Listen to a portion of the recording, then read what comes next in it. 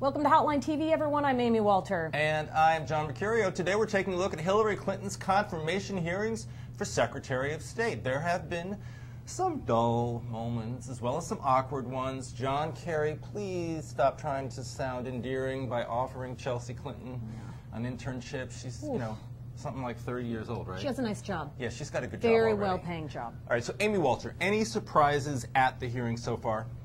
This was just one big love fest. It was. It has been one big love fest. The really funny thing, though, is to just go back, let's say, a year ago. Please. Right?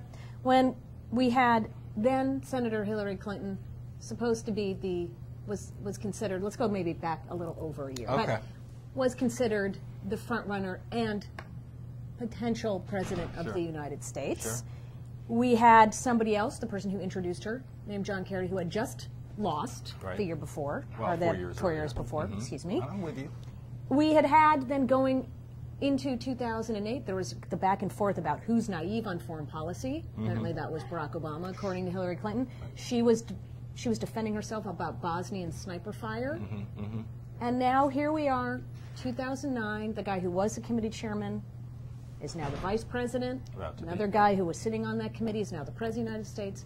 And Hillary Clinton is introduced by John Kerry and Chris Dodd. Right, and Chris Dodd, who mentioned the 2008 presidential race. So it's like it all comes together neatly, and everybody seems to have forgotten all of those other things. It's one big happy club. You certainly saw Clinton speaking from the Obama page book. You certainly saw a lot of talk about consultation, not being a catchword, but really being something, you know, a commitment that the Clinton State Department would embody, a real shift. But look, she's someone who has proven in the past that she is a good student, that she will do her homework, which clearly she did going into these conversations today, these sort of intricate conversations and questions about not just foreign policy that we all hear about all the time in the news, but sort of staff management issues at the State Department, which over the past 8 years have been a huge issue for the huge number of people who work Well, and it was a huge issue in her campaign. I mean, obviously, this is somebody who was criticized for how poorly she managed her own staff in the campaign. And also for somebody who's not necessarily known to be a deal maker, right? I mean, she has been in a position in her public life where she is the decider, I guess. And now this is very different going into The irony is that she's going to be the face of the Obama administration to the world. Barack Obama goes into the first probably 2 years of his first term with a really heavy and pressing domestic agenda. There's not going to be a lot of time for him to be traveling unless there's some sort of focus on Iraq and Afghanistan withdrawal issues. He's not going to be spending a lot of time traveling around the world. She will be the voice and the face for this administration, which again, if you go back 2 years, is part of the also sort of interesting to note, so will Joe Biden, if you noted, he's already been in Afghanistan, Pakistan. Okay, so John, assuming she's confirmed, what does Governor Patterson do? He has said he will appoint someone as soon as that seat is vacant. It could be vacant in a week or so. It could indeed be vacant. A very important question. Governor Patterson has been conducting sort of informal / formal interviews with a lot of these candidates. Caroline Kennedy came into the office was it yesterday or the day before? Yeah, it was like over the weekend, I think. Within the past few days, Caroline and Governor Patterson have met. Patterson came out yesterday and said that he was impressed, said that you know, she remains a part of the field that he's looking at. He's really not tipping his hand. So look, I'm not going to pretend that I or anybody else really knows where Patterson is right now. He's playing it very smart, I think. He doesn't seem to be easily manipulated by the media, which is coming out sort of, I think, drifting away from Kennedy.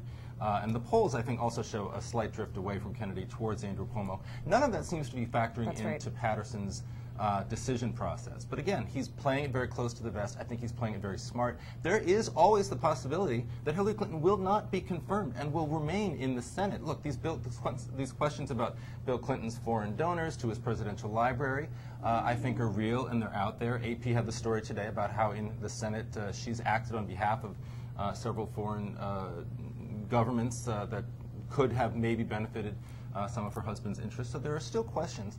And I think it's important for Patterson to sort of try as much as possible to play this carefully. Well, and he did a much better job, certainly, at keeping expectations down about there's not a circus around her seat until she is confirmed. It will not overshadow the rest and take her or take the focus off of her in her hearings, which is the most important thing. So I agree with you on that part. What's interesting, I talked to somebody up in New York the other day, just as you were saying about how difficult it is to get a read on this. He said, everything that you're reading is crap. Every rumor I hear the exact opposite. So I think you're right. He's been playing it very close to the vest. And bottom line, the good news for Patterson is nothing's going to be as bad as the Burris situation. So it really doesn't matter there. And as long as he's not been taped on the phone trying to sell the seat. Unless he tries to appoint Eliot Spitzer. That might... Now that would be fun. Can we do that? Because we really need a new scandal. Let's float it. Well, that's all the time we have for today. Until next time, I'm Amy Walter. And I'm John Mercurio. We'll see you next time on Hotline TV. I mean, Eliot Spitzer has a good job. I know. He's writing. Slate.com, baby. Could do it.